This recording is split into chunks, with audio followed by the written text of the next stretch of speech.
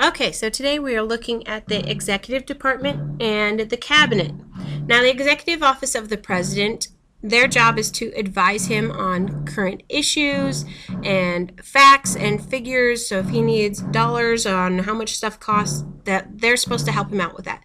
They also help him with the budget, and a budget is a plan of income and spending of where we're going to be spending our nation's money. So his major helpers in this are the cabinet members, and the cabinet consists of the heads of 15 executive departments. They are each appointed by the president, but they have to be approved by the Senate, so he doesn't just get free reign on who he wants to be in his cabinet. Most of them are called Secretary of whatever their department name is, with the exception of the Department of Justice. The Department of Justice head is called the Attorney General instead of Secretary of Justice. So there are 15, and we're going to go through each of them. The first is the Department of State, and Department of State is in charge of relations between the states and other countries. So things like having ambassadors, and an ambassador is a representative of the U.S. to foreign nations. That's something that the State Department is in charge of keeping in contact with them. They reside in an embassy in a foreign country, so they live in their own housing that's been created by the U.S., and it's considered U.S. territory when it's in another country. And so they reside in that embassy, and they keep up relations with other countries of making sure they know where we stand and we find out what they are doing. The Department of State also handles passports and visas as well, and this helps people to travel. The second department is the Department of the Treasury, and the Department of the Treasury manages our nation's money.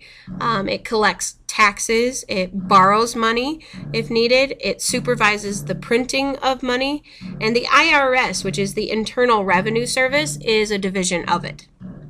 The third is the Department of Defense, and the Department of Defense, the head is always a civilian, which is a non-military person, which kind of is probably confusing. Why do we have a non-military person in charge of the Department of Defense?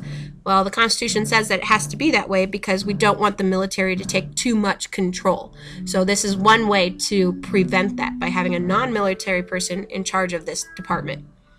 But the Secretary of Defense does have advisors. Their advisors are the Joint Chiefs of Staff, which are the highest military officers from the Army, Navy, Air Force, and Marines. So they have some very highly qualified people giving them advice. But the Department of Defense is in charge of our military, but it's also in charge of our training schools for our military, our bases, and all of those things as well. The fourth department is the Department of Justice, and if you remember, we talked about the Department of Justice. The leader is called the Attorney General, and they help to enforce our federal laws, and so they make sure that laws are being carried out appropriately. Part of the Department of Justice is the FBI, which is the Federal Bureau of Investigation, and so they help to enforce these federal laws. The fifth department is the Department of Interior, and they help to manage our nation's natural resources.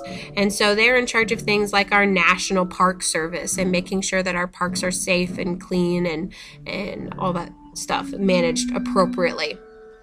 The sixth is the Department of Agriculture, and the Department of Agriculture helps farmers, developing agricultural programs that will benefit farmers and help them to develop new technology and all sorts of stuff like that. So part of that would be like the Agricultural Research Service, which helps to research new plants and new growing techniques. The seventh is the Department of Commerce, and this encourages U.S. trade and business. And it also does our census every 10 years. And so it does that under the Bureau of Economic Analysis to see where, how much money are people making and how many people are living here and all kinds of stuff. So they're also in charge of that as well. The eighth is the Department of Labor, and the Department of Labor watches labor conditions, making sure that people are safe and healthy at work. So the Bureau of Labor Statistics is a part of the Department of Labor. The ninth is the Department of Health and Human Services, and this gathers and promotes and researches programs that will help, health programs that help protect children, protect the elderly, protect abused people. So there's a lot of different things that it's involved in. Under the Department of Health and Human Services, we have the SSA, and the SSA is the Social Security Administration. So it is in charge of our Social Security money. The 10th is the Department of Housing and Urban Development, and this helps to improve living conditions for people, especially in larger cities, helping them to buy homes, helping them to renovate their homes, making life better for them, looking at renovating slum areas, lots of different things. The 11th is the Department of Transportation, and the Department of Transportation helps to develop ground, water, and air transportation systems and making them good and making sure they're not in disrepair.